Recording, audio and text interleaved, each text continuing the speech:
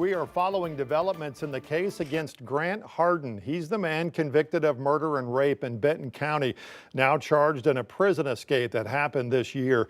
Police arrested Hardin after they say he was on the run for about 2 weeks. And today, his attorney filed motions to request all statements made by Hardin to be suppressed in this case.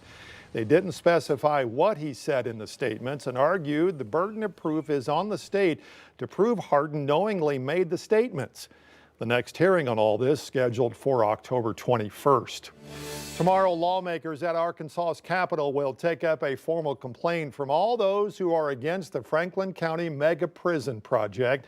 That hearing comes as questions continue to grow about the price tag, the transparency, and whether the project is the best solution to address jail overcrowding.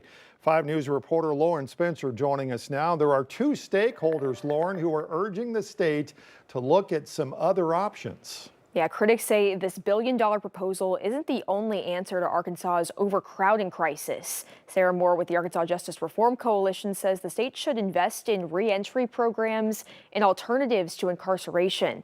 At the same time, State Senator Brian King has been pressing for more accountability, finally getting Veneer, the firm to oversee the project, to agree to meet with him and other state leaders. If truly lawmakers are being fiscally responsible for the taxpayer, there's no way that they should move forward with this project, not one more step. Sarah Moore says instead of sinking money into a mega prison, lawmakers should focus on programs she says proven to work. We said things like we need more robust reentry services. Yet they haven't happened.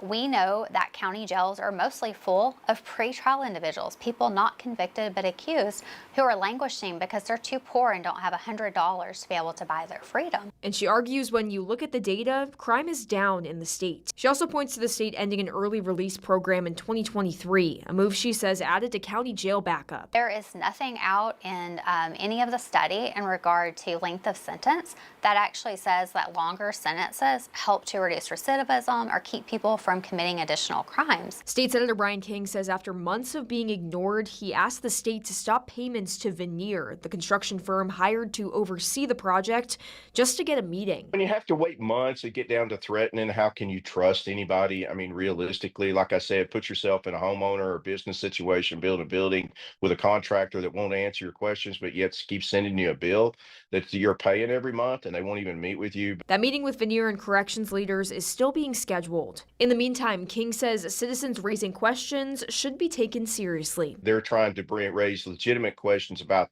the site location, how much the cost, the process, all that. That shouldn't be ignored, whether it's in Franklin County or north central Arkansas or southern Arkansas. All right, so Lawrence, no secret Senator King has been one of the more vocal critics of this project. What did he tell you that he wants to hear in this meeting tomorrow? Yeah, he says he wants some real questions answered, especially from the governor's office, and have the voices of those from Franklin County be heard. That meeting's set for 1 o'clock at the Capitol. Officials from the governor's office, the Board of Corrections, as well as Gravel and Grit, a group formed against the prison, are all slated to speak. All right, should be a very interesting meeting tomorrow, Lauren. Thank you so much. Arkansas Game and Fish says test results have come back from the bear involved in the attack on a man last week in Franklin County. They say the bear's body was sent to a lab and they learned today both the rabies and distemper tests came back negative. Given how rare bear attacks are in Arkansas, Game and Fish says they'll likely continue looking into what could have provoked the animal, including other diseases like the West Nile virus or even the flu. Eat plants, mostly that's probably 75 to 80% of their diet. It's just so unusual to have them attack, a human being. They're afraid of them. They're afraid of us as much as anything. It just doesn't happen. It's so rare, and that's why we think there may be something that maybe we could find out when we continue with the necropsy. Game and Fish hope to have another update by the end of this week, they say. Now, the victim is described as a 7-year-old man who had been life-flighted to the hospital with serious injuries. A Rogers man headed to prison for threatening Governor Sarah Huckabee Sanders. Tony Pittman pled guilty to 3 charges. He was arrested in January of last year after calling state police several times, saying he wanted to kill the governor and her family. Well, today a judge sentenced Pittman to 6 years in prison. Arkansas State Police revealed the identity of the man who died after that standoff with Fayetteville police yesterday. Officers reported that Brandon Poulter began shooting at police from an apartment and then died after an exchange of gunfire with police. No law enforcement were injured. Arkansas State Police will now be handling the investigation at the request of the Fayetteville Police Department. 4 high-ranking Oklahoma state leaders say they plan to resign from their jobs, and the state attorney general is now alleging improper conduct by one of those stepping down. 4 names on your screen reportedly plan to step down within the next month. Secretary of State Josh Cockcroft, his deputy Natisha Rose, OMES Director Rick Rose, and Evan Brown with the state's Economic Development Office. Now, no reason was given for the resignations, but Attorney General Gentner Drummond released a statement on the matter this afternoon. He says he reported allegations of improper conduct by Rick Rose to Governor Kevin Stitt late last week.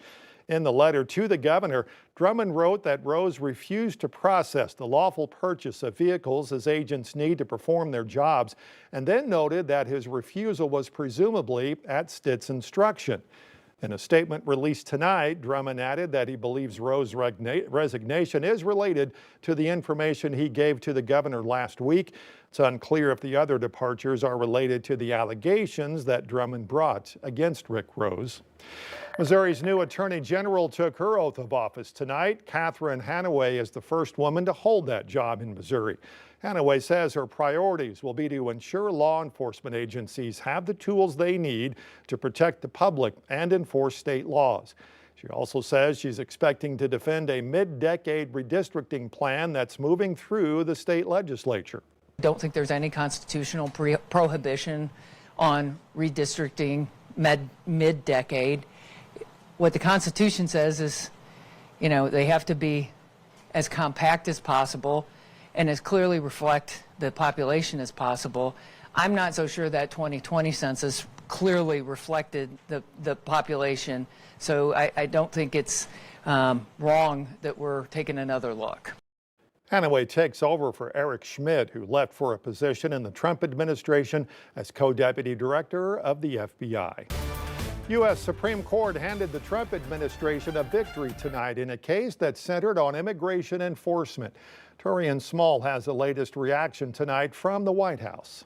The Supreme Court's conservative majority lifted a restraining order by a lower court judge who found ICE agents were conducting indiscriminate stops in and around Los Angeles. Under the Fourth Amendment, you need a reasonable suspicion before you detain somebody and, for instance, question them based on their immigration status. The Supreme Court today put that ruling, that temporary restraining order, on hold while the case plays out. The Supreme Court's 6-3 decision cleared the way for agents to conduct sweeping immigration operations in LA. Meanwhile, in Chicago, activists gathered Monday as the Department of Homeland Security says it's moving forward with Operation Midway Blitz, which would target people without legal permission to live in the U.S. who have criminal records. They're going to be targeting our communities here in the Southwest side. Again, we're afraid. Our neighbors are afraid. The initiative comes as President Trump says he wants to send troops to Chicago to combat crime. We'd love to go into Chicago and straighten it out. Appearing at the Museum of the Bible Monday, Trump said the Department of Education will issue new guidance about prayer in public schools. We have to bring back religion in America, bring it back stronger than ever before. The president did not provide details about what the new guidance will be. Torian Small, CBS News, the White House.